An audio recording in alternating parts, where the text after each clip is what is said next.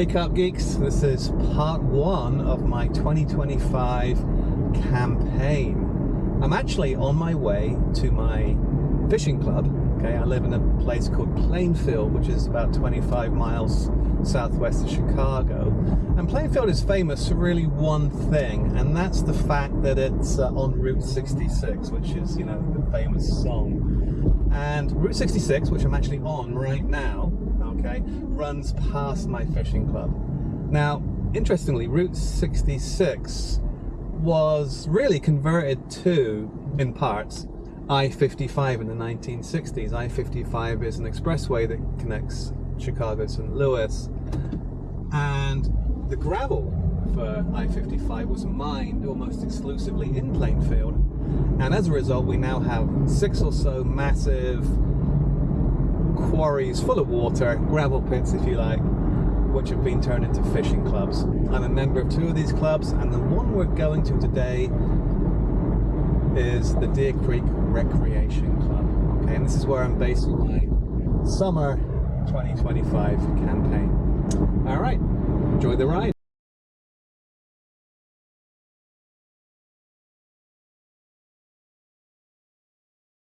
As you can see, it's a very nicely secluded, well-maintained facility. Okay. Members only.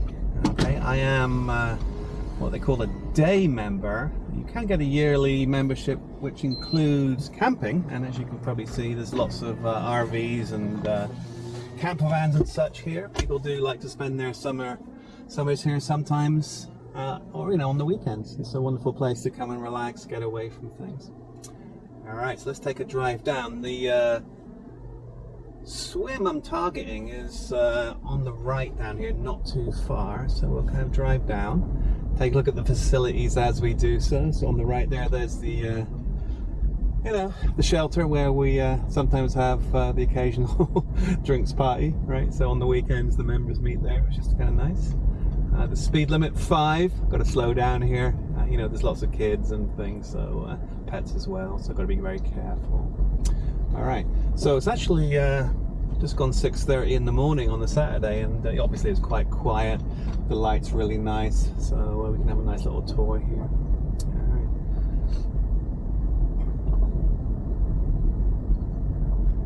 Okay.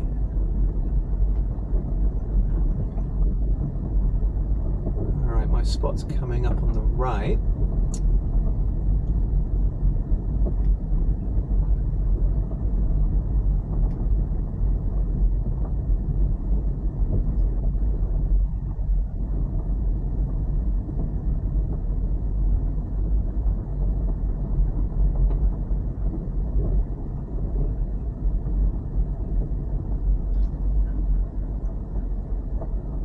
Alright, you can just about see, I'll jump out in a minute and give you a quick tour.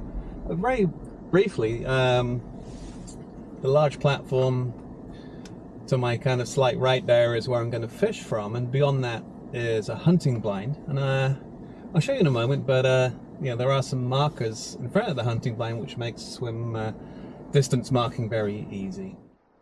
Alright, so here we are at the swim. What I'll do, I'll give you a quick look. So let's walk up onto the platform here. As you can see, nice large platform, very nice. I'll give you a pan from left to right. So on my immediate left is the hunting blind, and the pole in the water next to the hunting blind is a marker really for the start of the drop off. It drops really quickly from 3 to about 6.5 feet, and I'll show you some deeper sonar images of that later. But that's wonderful, a nice little marker, kind of shows you where the drop-off starts. And I have been putting some bait in at close range, just over the shelf there, which, you know, will give me some options later on. If we move around a little bit, we can see the goose and the bubbler. The goose and the bubbler actually sit about 7 wraps out, which is the same distance I'm going to be fishing. So they're a nice visual marker. And of course the bubbler, one of the reasons I chose this swim, of course oxygenates the water, so during the summer months it might attract some fish. Scan around a little bit. I'll be fishing mostly directly in front, 7 wraps towards that center island there. So that's the swim. And if I pan around, we can see where I came from in the car this morning. There's the road, and in the distance the shelter. All right, so very nice, very well appointed club. Very happy to be here. Okay, let's get set up. So a quick peek behind the scenes here. So this is the platform. There's my swim. This is what I'm using actually, and it's a new camera I've been trying. Check the link for details. It's actually an Insta360 X3, which films all around in a sphere, so you can kind of not worry about setting up your shot. I've attached it to a Rode wireless mic, so hopefully you can hear me pretty well. Obviously the swim, there's my marker rod. Okay, the float is currently round down to the bottom at about 7.5 wraps. I'm trying to get some footage of the substrate, which I'm hoping is gravel. Once we get that float up, yeah, out's going to go the bait boat.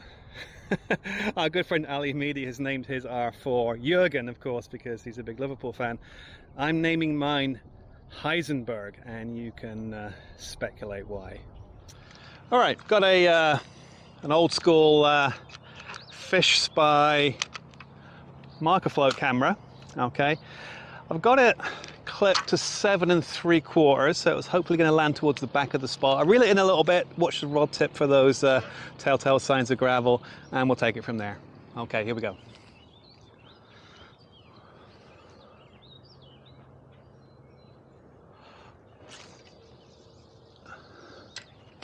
All right, pretty much where I wanted it. Now, what I'm going to do, I've let this thing record. It was set on record before you cast out. That's important, right? There is no Wi-Fi underwater. So I'm actually tight, okay? Now if you watch the rod tip, if I pull in, yeah, there's tinks. I'm on gravel, I'm on the back end of the spot. That's nice, okay? I'm just going to leave it there for a second. I've probably disturbed the bottom just a little bit, right? So I'm going to let it settle and then see if we can get some pictures of the bottom. All right, so bait boat time. Okay, basically just got about a kilo of maize and basic pineapple boilies just for pre-baiting here. I'm actually gonna obviously take the bait boat out to the spot, drop off the gear. Hopefully we'll be able to wind the float down to see it. Again, apologies if not, it's a bit temperamental. Okay.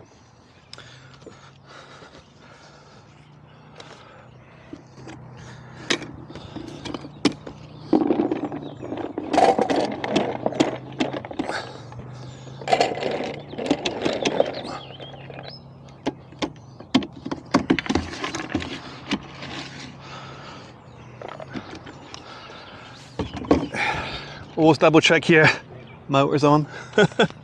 All right, bait boat's ready to go. Off we go. Out you go, Heisenberg.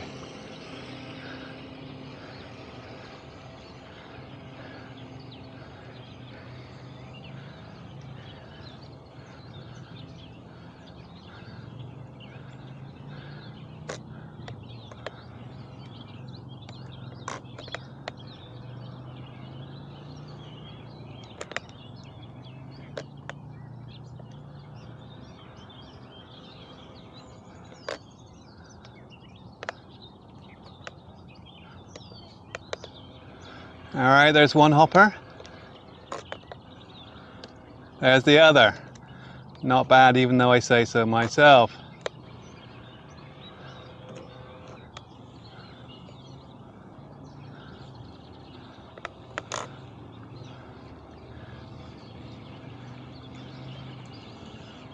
Now, if we were lucky, we got some of that maize and boilies falling past the camera and we can see it on its way down.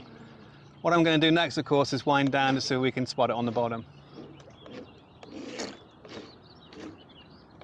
Here you go, Heisenberg. Good boy. There he is. All right, just got the deeper set up right in the edge there as is standard procedure. What I'm going to do, cast the deeper out over the marker float, and you know, have a kind of a second opinion almost as to how the bottom looks. All right, let's take a look. All right, so as you can probably see, hopefully, yep, as you can see, I've cast beyond the marker float. It's 9 point something feet out there. I'm going to slowly bring it back and we'll look what's happening. Actually nudged the float as it came past. Lovely. All right.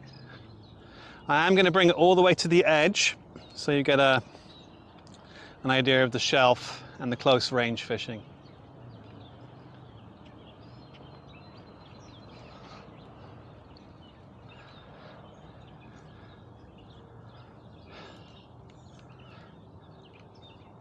There we go. All right, so that's the end of part one.